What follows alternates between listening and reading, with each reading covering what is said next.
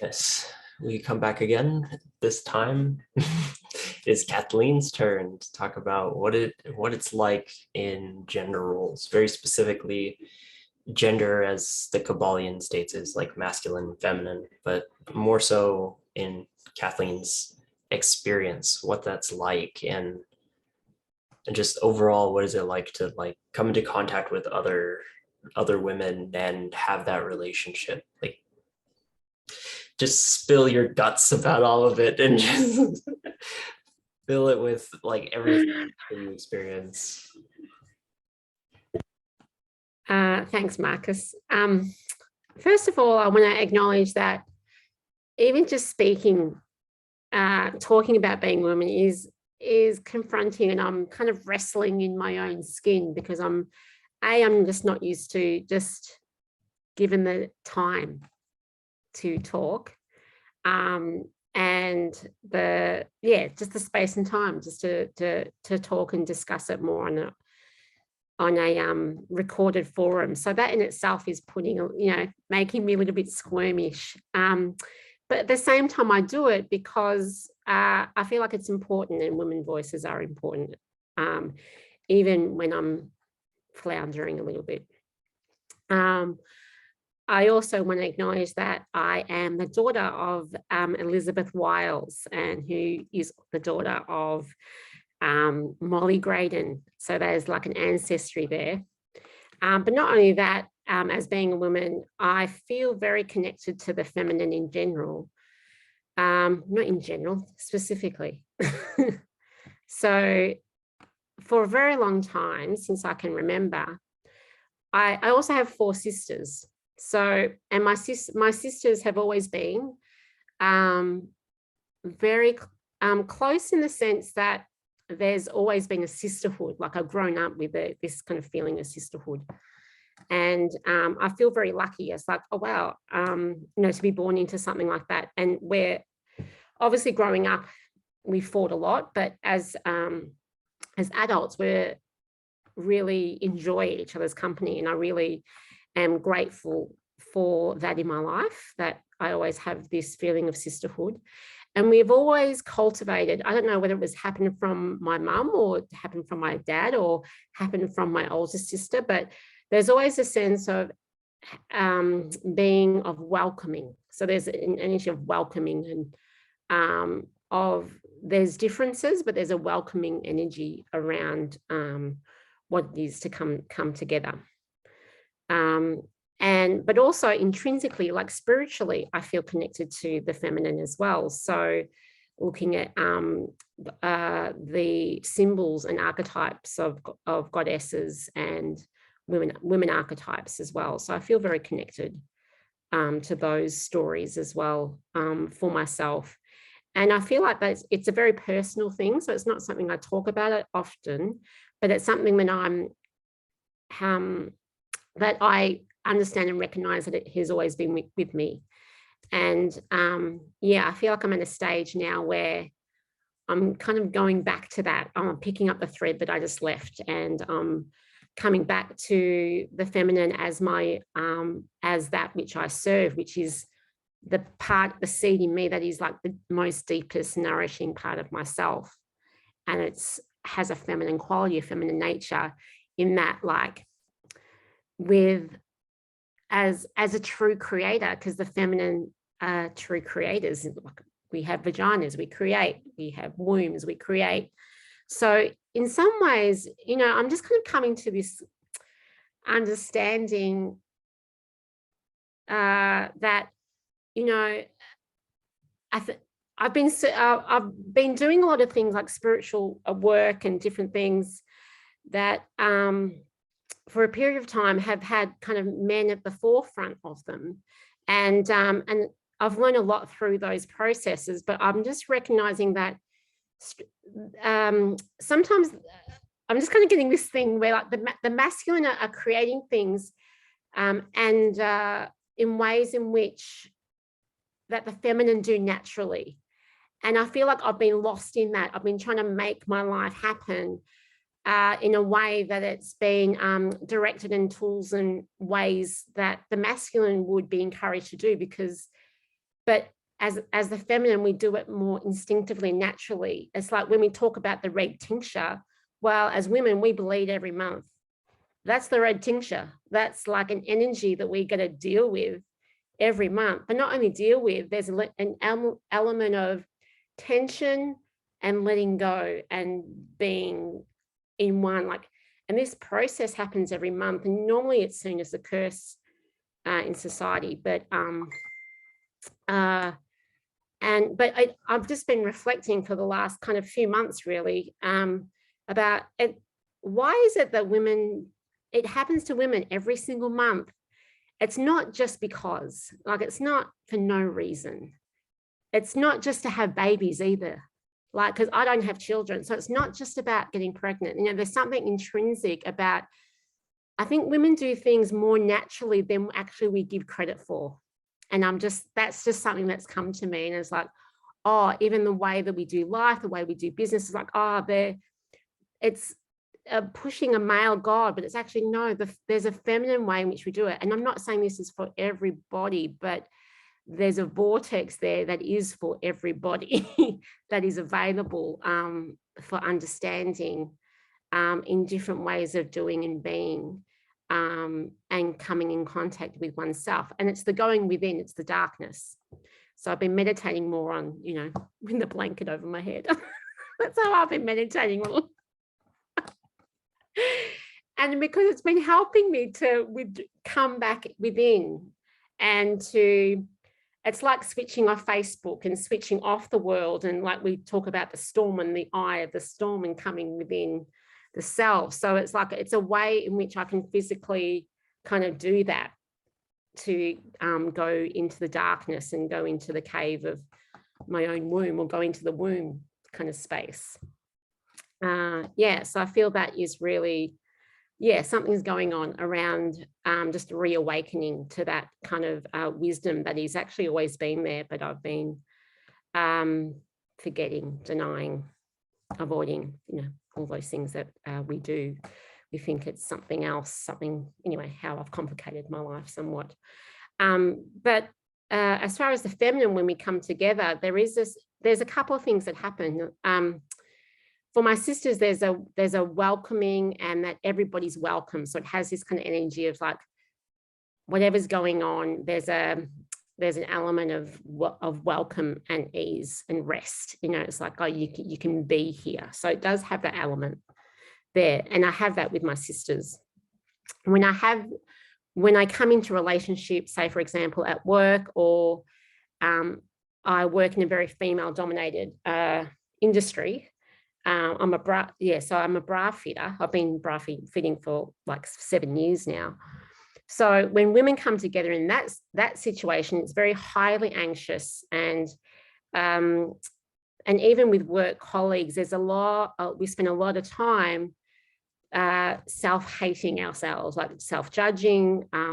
Most people walk into the changing room, you know, when you get a woman in the changing room, the first thing is usually an apology for themselves. So apology about what they're doing, how they're looking, how their boobs are, what they're seeing in the mirror, for not shaving their legs. It's like, there's all sorts of things. It's like, I'm here to fit your bra. I'm not here to look at your legs. It's totally fine, you know.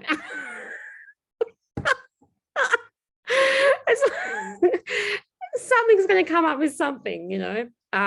Yeah, so the thing about COVID, you know, all the weight I put on in COVID, you know, there's lots of stories that go on into the that actually that isn't about it becomes a little bit, it's more self-obsessive. And you know, when we talk about another type of pandemic, I think it's this other pandemic that happens about the way in which women are looking and shape-shifting themselves, you know, because now I'll use the bra as an example, actually, because people have a stereotype of what you know, of how boobs should look like, and everybody is actually different. But there's like this clone story that is going on in the world, and then we all need to look like that clone. And yes, I just feel like there's another pandemic that actually separates women from each other, and comparison is huge, because it happens with me, you know, like looking at other women, I get frustrated and angry with myself because I put on weight and I'm not looking as good. So there's always this little bit of comparison going on, and you don't realize how much, when we're looking at our phone, when we're going shopping, you know, all these things, it's like this constant infiltration of image and constant infiltration of how one should be and how one should look. And normally I feel like I'm like, oh yeah, I embody, you know, body positivity, and you know, being, you know, having a somewhat more natural look and feel to how I do life and how I do me. And yet at the same time, you know, I think me and also women, we spend a lot of time, money and energy just in that corner of our world and of self-doubt. And I think obviously a lot of it comes from worth and self-love, and, you know, this, anyway, so what happens is like that type of pitting up against each other doesn't cultivate a positive feeling of coming together, you know, of women coming together and sharing stories. And what I find also is that there's stories that, like, there are many stories that are not being shared or not being spoken because there's a lot of shame or embarrassment or something around them. And yeah, I find it really kind of curious to me, like if women are talking about sex, for example, or, you know, there's a lot of things that happen that that women aren't talking about because we feel like it's normal. And, you know, what I'm trying to say is like, yeah, a lot of things, you know, when women come together, we talk a lot, you know, talk about the kitchen table of conversation. It's like women solve problems around the kitchen table. So we solve the world problems around the kitchen table, boyfriend problems, you know, what to cook for, you know, then we go into what we're going to cook for dinner and whatever, you know, what book we're writing.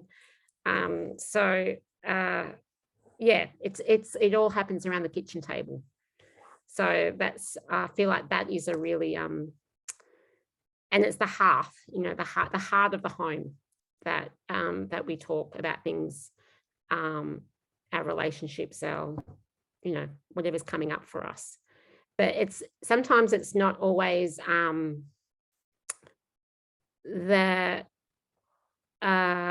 yeah, there's we can cry with other women and do that, but yeah, there's still a lot of shame around many conversations that we wouldn't have around a group of women. It would be more like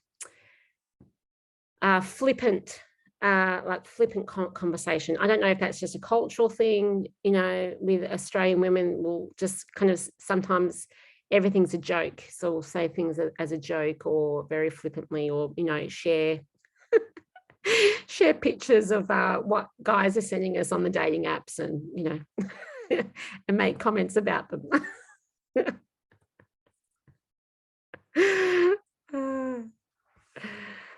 But I mean, there's different aspects I can talk about this, about how women come together. What kind of things that you'd like to kind of flesh out, Marcus, as far as? Because it's always about, in the tradition of bringing it back to wholeness, there's actually the thing that stuck out for me was like sisterhood, because like when you started touching on it, I was like, yeah, there's always like that idea that you can bring your worries or your troubles like to like a group of women that you're like talking to, or like to your sister and stuff like that, and you guys can actually have the conversation going. And then it was like, you also brought up like how flippant it can be, and sometimes it just comes off as a joke. Like that kind of is the same thing with like guys and stuff like that. If they ever mention that they're hurting, they'll also play it off like a joke. So like, yeah, like I would love to hear that like expanded upon as well. It's kind of tricky to talk about in too much generalization and not specifically. Normally when it's just one-to-one, when I'm speaking to a friend, like obviously a one-to-one friend, female friend, I can for me personally, I can go a lot deeper. And it would be a lot harder for me to cry in a collective setting, because I'm generally more of a quiet person. So I don't always speak up in a group. And so I'm more in a group situation, I'm more of a listener, me personally. There's this kind of thing of being in the spotlight that kind of freaks me out. So or I get social anxiety, or there are all sorts of things. But that's not to say that I wouldn't do it if something is kind of rolling with me. I feel like it's more important now these days to, if something's coming, just speak it, because there's a voice, an angle for everything. So, and I feel like that's important. So one-to-one conversations with other women, definitely I can kind of go deeper than, I don't have a partner. I'm not seeing a counselor at the moment. Like, these women are my people. Like, and the thing is, for me, because I'm more of an introvert, I'm not a big caller. So I'm not someone that kind of calls someone every day, or I don't have those kind of friendships. Like, I know people that, like, they call their mum every day, or they call their partner every day, or, different things. But I'm not that kind of person. I tend to kind of process things a lot, very personally, and just with myself. I use creativity as a means to process as well. Or I'll go for a long walk or something like that. But yes, I'm not always one to call. But when I do come together, but when I do come in contact with a good friend, so last night, my closest friend called me. Like, so we just kind of go, this is what it feels like. It's just like, oh, goes down, and then we kind of sit there for a bit, and then we're like, oh, go a bit further, and we kind of sit there for a bit. And sometimes we can really allow different things to kind of come up in that conversation, and tears. And then, it's like, there's something about women that we need to talk to feel where we are in our kind of cycle of life. And those cycles can be, the bigger years, or like even days, whether, because there's that feeling of having to talk it out, so that we can kind of, we find our ways. Like, we're in the dark and we're talking it out, and we're seeing where we are, and then somewhere along the line, we grab our power tool, and we kind of find connection and our own sense of, oh, this is what's going on, and this is what's happening for me. It doesn't need to be told to us. It's just through the speaking of it, we get our own sense of realization. So, when they talk about, the men like to fix the story, and where women just sometimes they just need to be heard. And it's through, the power comes through our own speaking, and then like losing our way with our voice, and not, it's like, and then allowing something to come to then bring us back into power again. So I feel like that is actually a really big part of how women understand women, is just letting them find themselves through their own self-expression. But yeah, the sisterhood's funny in that sense of when it is in a really enlivening situation, is when you can kind of really inspire and encourage each woman to step up. I think there's something about sisterhood, and I know this from growing up. Like, my older sister, like when it came to my parents, my older sister would speak up for me, for my parents. It's like, if my parents were doing something, and so it's my sisters who would speak up for me, and I would speak up for my younger sister. So there is this element of sisterhood where we'd speak up for each other. But essentially, we're also speaking up for ourselves. So I think that happens culturally when it's in its most inspiring form. Is, I know it doesn't sound right. It's like, oh, why doesn't that person speak up for themselves? And I think it's just that seeing it's like someone saying this is important, and then it's the realization that, oh yeah, this is important, and we matter, and whatever we're doing matters, and what we're saying matters. And yeah, so I think there's definitely a strong element of sisterhood in speaking up for each other and for ourselves. I would say that would be like, yeah, very quintessential element to sisterhood.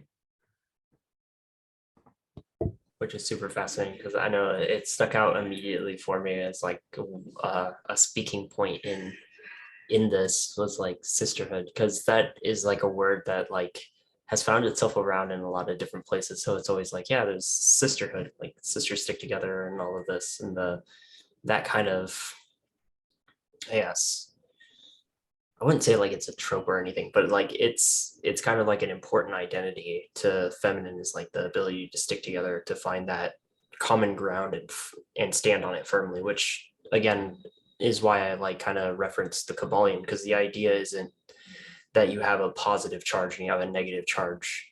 Negative charge is more feminine because it's just it shows up to masculine. If there's masculine energy, they show up for it. And just what you described alone was that, is like if you look to your sister and you realize that they're not being represented, or they're not necessarily being taken into account, the older sister stands up for them and like brings them into the conversation.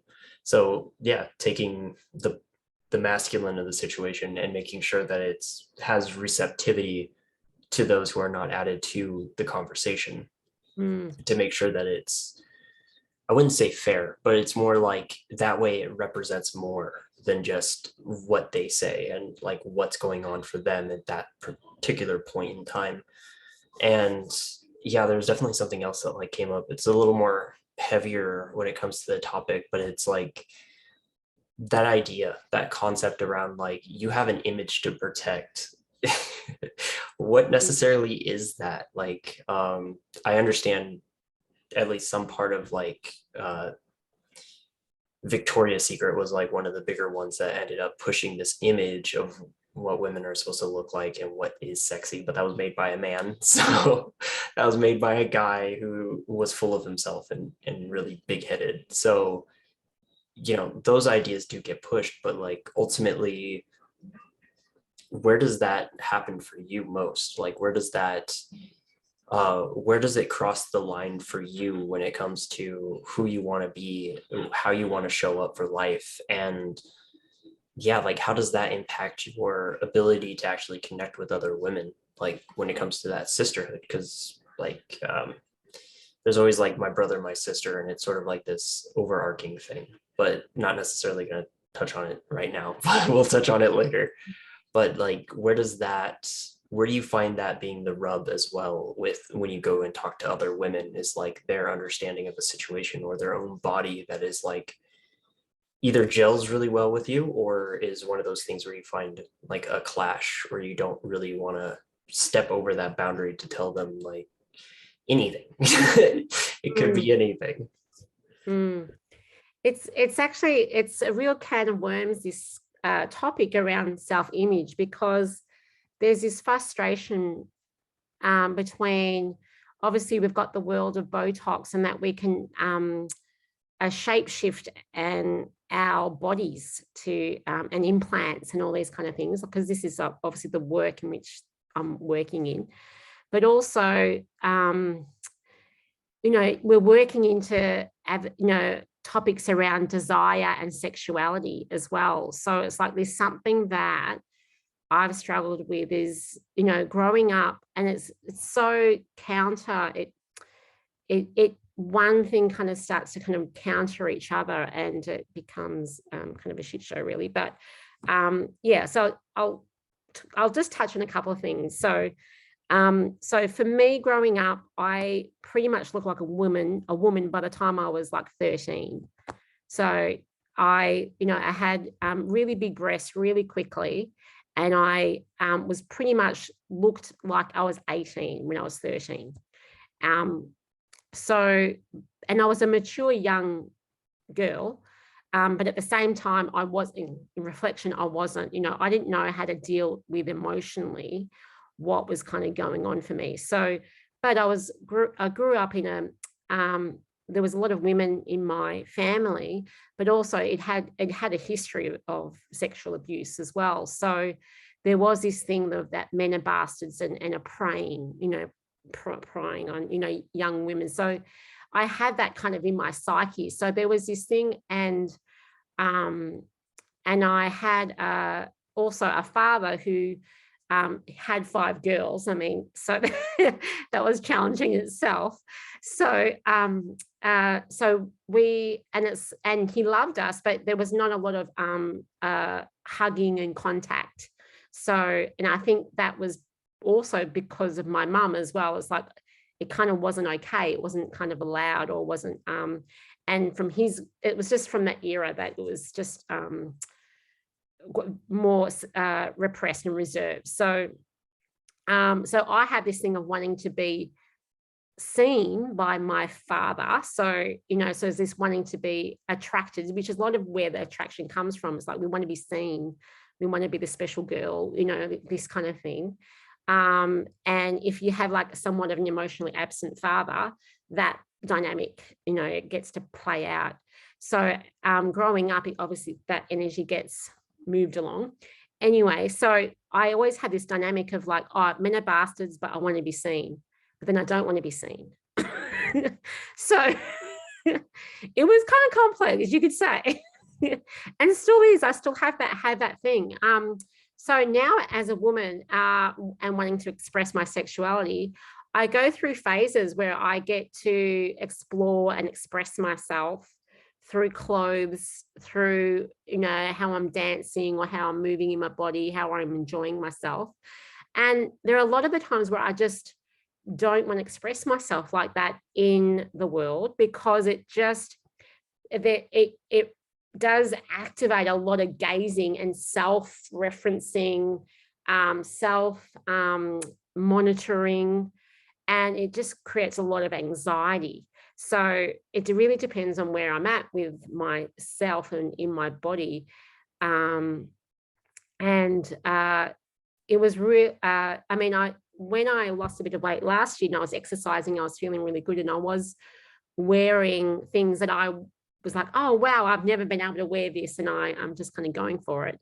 And I was really enjoying that.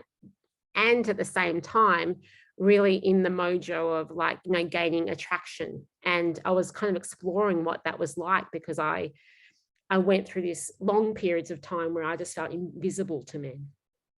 So there was this whole dynamic between the invisibility and being visible again. It was like all of a sudden I was visible. So, but that was part of my energy as well. So, but there is a kind of a dance and a play with I'm not even sure what I'm trying to say. It's like trying to, like, I basically, if I walk past a group of men, I get fearful and anxious. If I am going to the bathroom, public bathroom, I get fearful and anxious. It's like I'm kind of getting a bit emotional. It's like we don't or for me, there's like this kind of underlying fear of sexual abuse in society and where it might kind of play out. And I'm a full-bodied woman that I love to dance and move and be my body. And there's that thing, I was like, oh, why do I need to cover myself up and be self-controlling and self-regulating all the time about, so I don't so I'm not in those kind of sense of, you know, either one is like anxious.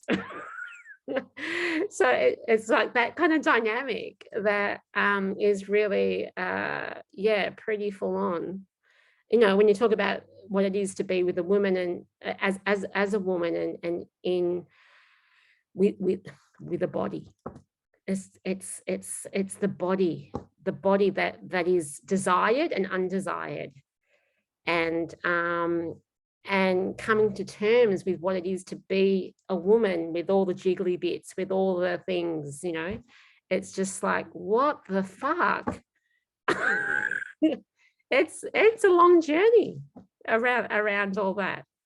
I think now it's even more challenging because there's more things in social media, the filtering. There's this for me, it's like this element of the filtering process. It's like, do you want to be seen and acknowledged, or are we putting the filters to somehow look more pretty, yet we're disconnecting from being seen and acknowledged? So is it like we're doing ourselves, like is the Botox and the things to look like a certain way to be more attractive, to whom, to what, but not really, like if we so much Botox in your eyes that you can't really see the eyes, and the eyes are the like the access to the soul. So that's being cut off, you know, like, yeah. So I kind of get, for me, I'm kind of more spiritual. I don't want to say more spiritual, but I just kind of did. But it's like, it's like, what's going on? What is really going on when it comes to women and our bodies? And why is there such a pandemic of self-hatred around it? And it's self-hatred and self-love, and the dynamic and dance between it, because two women can look like they're doing the same thing, whether you're getting your legs waxed and your color haired and you could go through a whole list of maintenance in which women can, you know, do and go through, and sucking and pressing and, you know, pushing and tweaking and twerking, you know, whatever, you know, there's so much. And you could say some of it is like a level of self-care, you know, some of it is a level of self-preservation, self-love, self-honoring. And some of it is coming, and so the question is, where is it coming from? Where is that fear coming from? Where is the action coming from? And some of it is because I'm not being loved who I am, so I might as well shape shift into something else that it is more attractive. You know, like that's just what it is. You know, that's just where it's coming from. It's like, and there's so much, you know, like not everyone had such great cameras and filters and makeup and everything before. It was like more raw, more just less of that stuff. So it's and do we flip it? No, there's a celebration of self-expression that I'm totally all up for as well. So yeah, we're really in the soup of it. And I think, I mean, men are in that as well, you know, when we talk about self-image. But yeah, to me, I really feel like women are, because they've been objectified as a desire element. And the thing is, women want to be desired. You don't want to stop, when you think about, you don't want to stop men's sexuality on women, because that's magnetism. Why you want to stop negative and positive charge? Like, that's not right. That's natural, you know, but how it plays out in so many distorted ways is, yeah, it's pretty, I reckon it's really like peaking. I feel like it's really at a really quite a peaking kind of time at the moment, through the constant imagery making. And where am I with all that? Well, in some way I made a decision. Yes, I want to be healthy and looking after myself, and I want to have a level of self-care that is for my heart, but deeper than looking pretty, which is a nice thing to do sometimes. Sometimes I like to look pretty, and that's cool. Sometimes I like to look sexy. Sometimes I like to feel like hot fuck. But mostly under all of that, I want to just be me. Like, I just want to come to this place of for myself that is my own self-expression. And I think for me, I mean, as you'd know, because you know me, that I like to play with different expressions. I like to play with different things. So for me to be feeling free is, you know, to play with a different makeup or not makeup, this or that, you know. So that's my sense of freedom and the sense of play, and that's where that's coming from. But I also have a sense of you know, the power to not put on makeup and the power not to pursue some of those things requires a deeper reflection on, am I going to be just as powerful without those things? Like, you think about people with tattoos. I have some tattoos, but sometimes it's like, it used to be a sign of, well, it still is, a sign of power and initiation. So it's like, are people with all those tattoos got those tattoos because they want to look more powerful? If they were just a blank canvas again, will they still feel as power? Because where is power? Power is within. But it's like where we have money to buy stuff or buy a tattoo that can, that has this kind of element of power to it, but is it true? Yeah. Anyway, that's as I said, it's a can of worms. Is it true? Well, thank you for navigating those can of worms, because I knew it was going to be a can of worms the moment I felt like taking the conversation in that direction. But you also like definitely well-rounded it out, because like, yeah, there's always those aspects of ourselves, right? I mean, we talked about it, but for the recording, we talked about storm, how you're either constantly thinking that you need to go into the storm to get something that is important to you, which just, drags you across the ground, throws you up in the sky, you hit a few trees, and then you come back and you're like, oh, well, I didn't really go anywhere, did I? But that was it. Like, the calm and everything that's required is always in the eye of the storm. And that's where you got to be with all the stuff that you're looking for. It's got to be about centering yourself rather than searching for it outside of yourself, outside of the eye, outside of the perception. Because actually, that's an interesting one. It's not the perception that you're looking for, it's the awareness that you're looking for that's inside of the storm. So yeah, like everybody has that aspect, like even guys. Oh, I wanted to bring it up, is like guys will get jacked and all muscled up and everything to be appealing. Like, that's the idea. You got to look like a brick shit house in order to attract women. That's the idea that gets sold to guys. And also, like, you have to have like defined a face, you have to have like your hair a certain kind of way. Like, I hated my curly hair for a while because it was always straight hair. Like, no matter what, it was straight hair, and these guys, they're acceptable because their hair is straight. And it's like, no, absolutely not. That doesn't make any goddamn sense. Otherwise I wouldn't have curly hair. Yeah. So yeah, there's always that aspect that we're constantly getting sold on these different ideas about what our body means to us. And I love the fact that you can combine the two. It's because if it happens for you, it's going to happen for other people too, because that relationship is a dynamic one, that not only are you sexualized, but the other side is sexualized as well. It's like, oh yeah, what do you find like sexy and hot and all this other stuff? And they usually show off like football players and all these other big stud guys, and me over here with my like really thin arm, like, oh, but what about me? I'm not getting represented. Oh, that pain is there.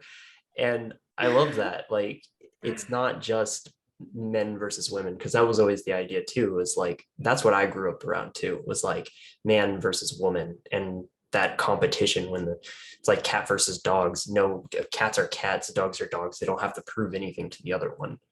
So like you talking about how it's like, sometimes I want to be pretty, sometimes I want to look sexy, sometimes I want to just change it up, makeup one day, makeup no day. One day I want to just let myself naturally be what I am, and other days I want to dress up and look good. And that's the dynamic, isn't it? Like, you want to feel at least some relative comfort in your own being, like whatever that is, like whether you want to turn heads or you want to just nobody to look at you.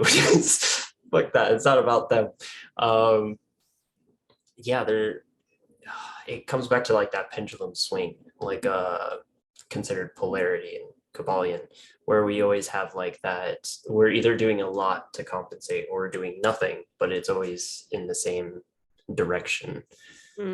So it is interesting, because this kind of goes back to what we talked about earlier before this, which is that idea of wholeness. And whenever we find things like a taboo about our bodies, about our own sex, whichever one you are, or gender, whichever one you are, is that we're constantly on this search for the perfect perfect part of ourselves. But at the same time, there is and there isn't. Like there's so much that just is us and isn't us. And I'll say it, like marketing isn't us for obvious reasons. Because obviously I'm not a big muscular football player. I'm not big and beefy, and her hair's not flowing in the wind. Kathleen's hair is not constantly flowing, and like red makeup makes you want to die because you want that makeup. Like, no, absolutely not. It's but we get sold on a lot of ideas, and it only sells on Literally. our imperfections. But like even in the conversation, like I love touching on that idea of like you have a community already. Like sisterhood is a really strong thing. Brotherhoods do exist, like men who can actually have that vulnerability and stuff. That exists too.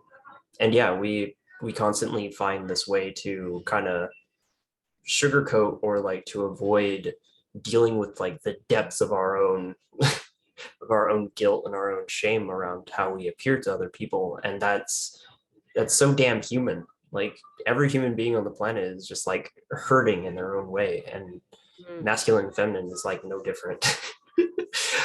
Because like the entire time I was listening, I was just like, wow, like there's a lot of stuff that yeah I kind of get, but at the same time, like things I probably never would have experienced, and things that I did experience like firsthand, and like hearing people talk about and how awkward they are when they talk about themselves, and having that relationship where they're like, I kind of do want to be sexy, but at the same time, I don't want to be too sexy. And it's like, yeah, absolutely. I get Mm. it's such an interesting thing because like that too is like violation and safety, right?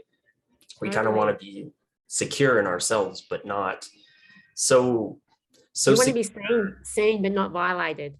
yeah, we want to be secure but not violatable. Violatably secure. Yeah. We want to show up powerfully. And so like to really round this out is like just taking all of those things into consideration, and just what is it that you would see kind of like as like a future self kind of reference, like if you can imagine it, is like what's that what's that balance that you see with yourself when it comes to that? Because I know you brought up as well as like all men are bastards. I really love hearing that one because it never gets old for me, because it's like I I've probably experienced that from somebody else before, where it's like, oh, the hatred. Oh my god. Hatred. Yeah.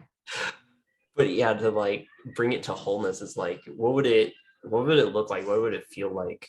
Just to experience like going deeper, like having that ability to have your sisterhood with like the people you meet, and to be able to like embody that shame and guilt, but make it something powerful for you, like personally, like to move forward with, and to I would say like crusade, but there's no reason to go out and crusade, but allow yourself to transition very powerfully into like a life that you would love, like as a feminine essence, somebody who is always really connected to the feminine. Mm. What would that be like Yeah. for you? Awesome.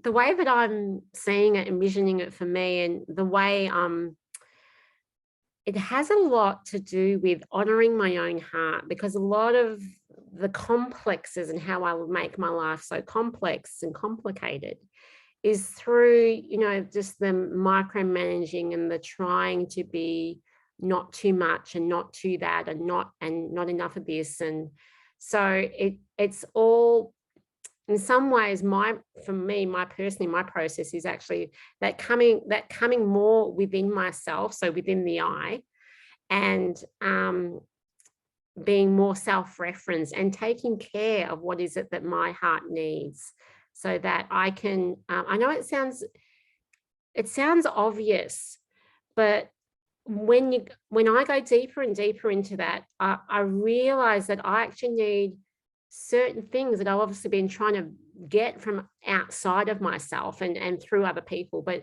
it's through this incredible integral and intuitive self-care that the self-love happens. And so it's like oh, I don't have to be sexy to be loved. You know, I don't have to do a lot of things to be loved.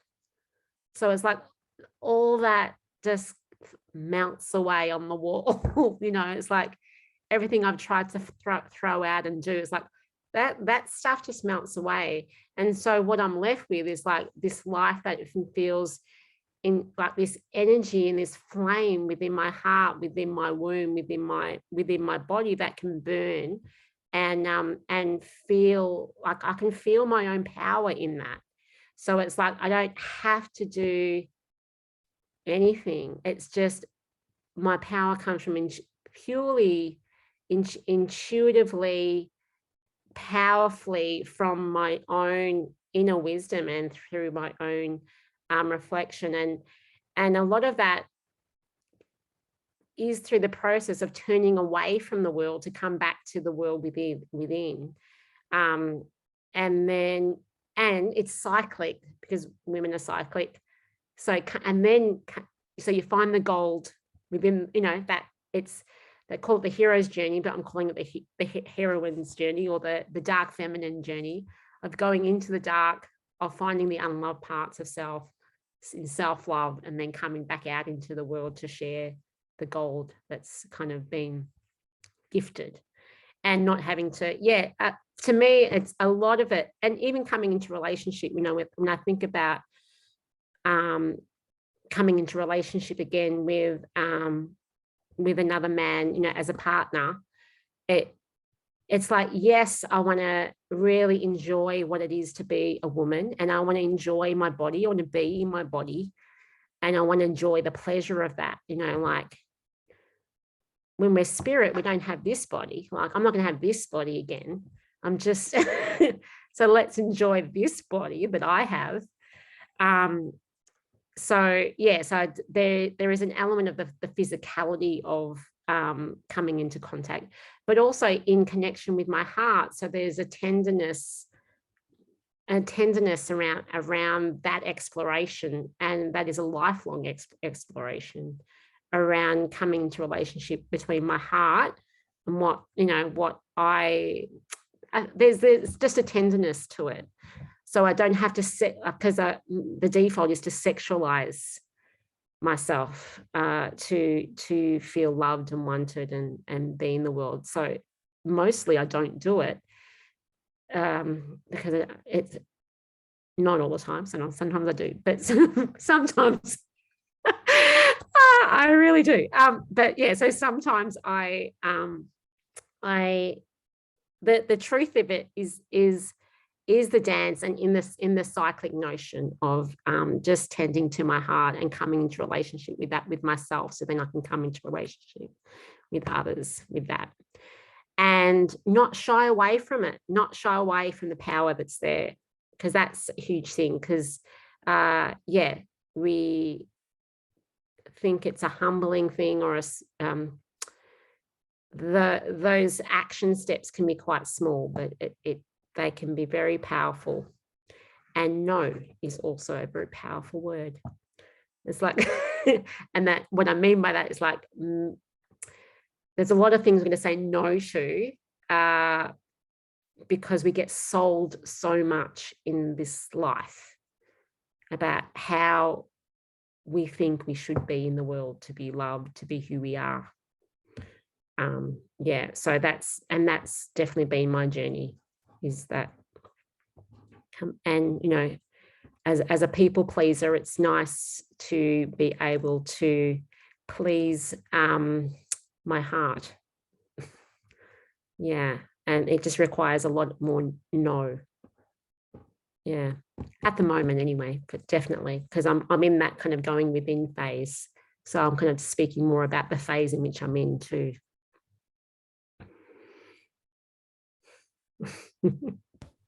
Which I mean is fair. Like everybody's at their own pinnacle part of the journey. So it's very powerful just in general what you're sharing, because that ability to go within and recognize that this is what's valid. Like everything that you are is valid. And it's not about Yeah, it's not always about accepting all of the messages that you get as like what they are at face value. Because definitely when it comes to like sexualization of things, it's like that more often than not gets that kind of thumbs up and like, yeah, this is what you're going to be pushing for. But obviously, it's not healthy for a long term unless that is your long term. Can't speak for everybody because that does happen. No, I mean, it's interesting. And there's like the stories that are just my stories. And that, like, I'd love to speak to, non-gender specific peoples, because it's like, that's not my story to tell, their journey. Like, it's their story to tell around their relationship to themselves. So yeah, I can only speak from my story and my feminine essence, and who I am as a heart, as a spirit. It's coming back to that kind of spiritual journey. I'm not coming back to it. It's just, well, in some ways it feels like coming back. We get lost and then we find ourselves again. It's just it's forever, on that journey. Yeah. And that this is, yeah, just so much comes back to just honoring where I'm at, because everyone, like, there's a whole bunch of people on this planet doing them, and they're on so many different walks of life, planes, stories going on. Yeah, it's very easy to be distracted. Yeah.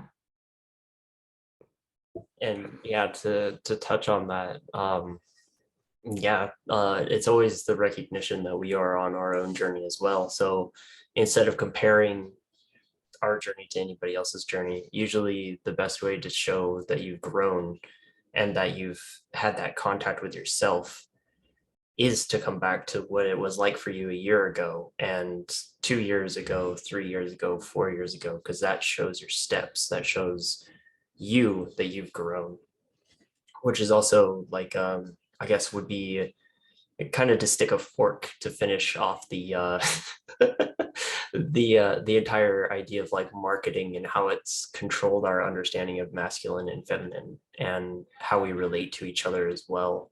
Um, is it's that idea, like they've consistently come up with many different ways to get us to see somebody else as like a mirror of ourselves, and usually it's like this is the sexier version because they always like selling the sexier one.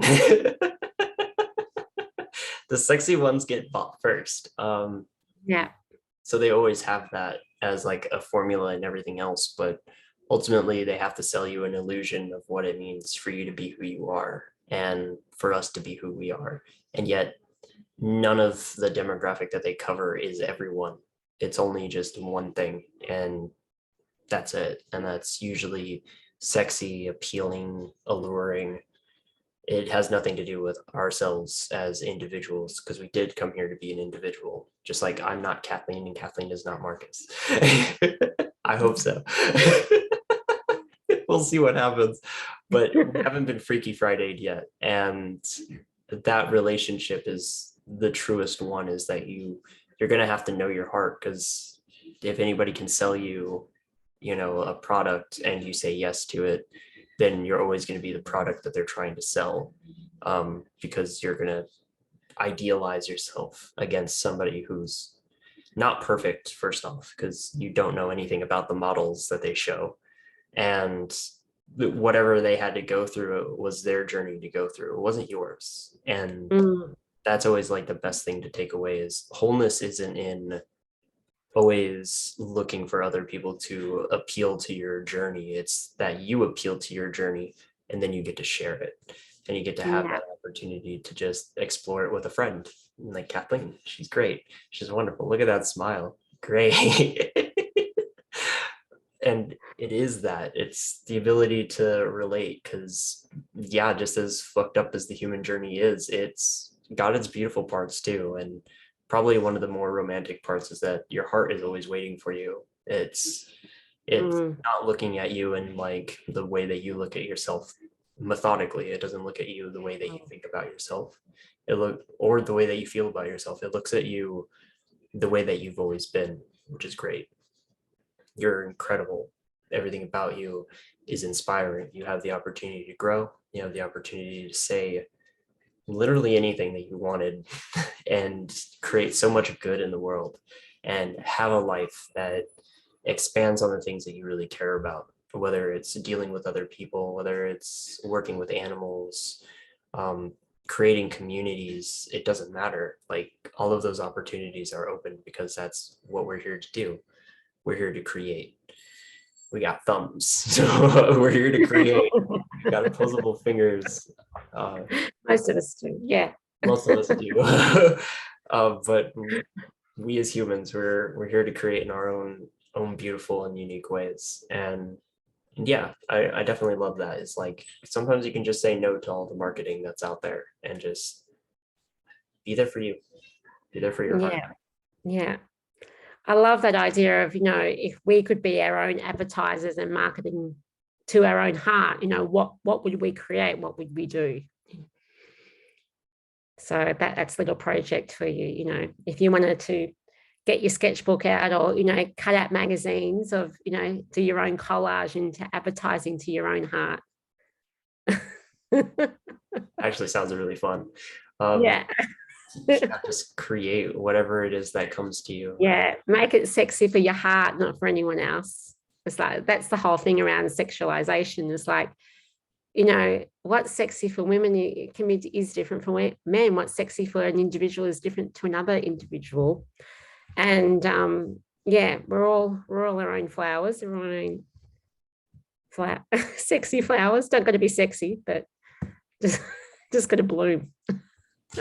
Get the image of like a stripper flower, but if you want to be a stripper flower, yeah.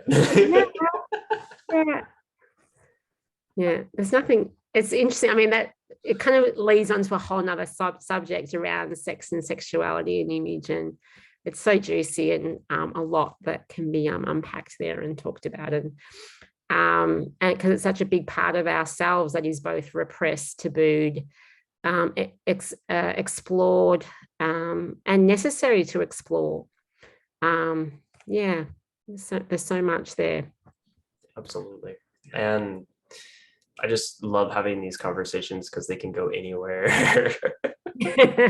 But always want to bring it back to something wholesome that anybody can take with them and have that opportunity to self-reflect. Because honestly, when it comes to sharing your journey and realizing where you've been a year ago, you get to just recognize that you're growing still. You're still here to grow. And no matter what, even if you hear it from another person, it might just help, knock some pennies loose from the gears of our minds so that we can grow and we can recognize that we're growing. Yeah, beautiful. Sex and sexuality is probably going to be one of those bigger ones, because it's like, oh yeah, we're definitely not going to get into the do's and don'ts of sex. Yeah. That's a whole nother story going on there. I don't even know if that counts. And I don't want to miss out on it. So like, invite me in. There's like lots of stories to tell there. Oh, yes, absolutely. All right. Much love.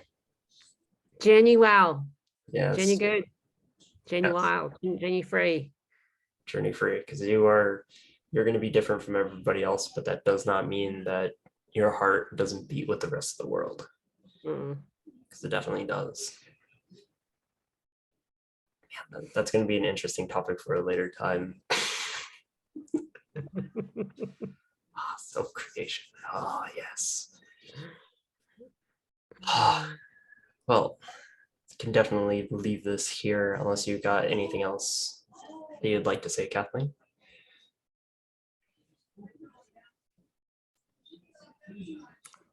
I just want to say, what do I want to say?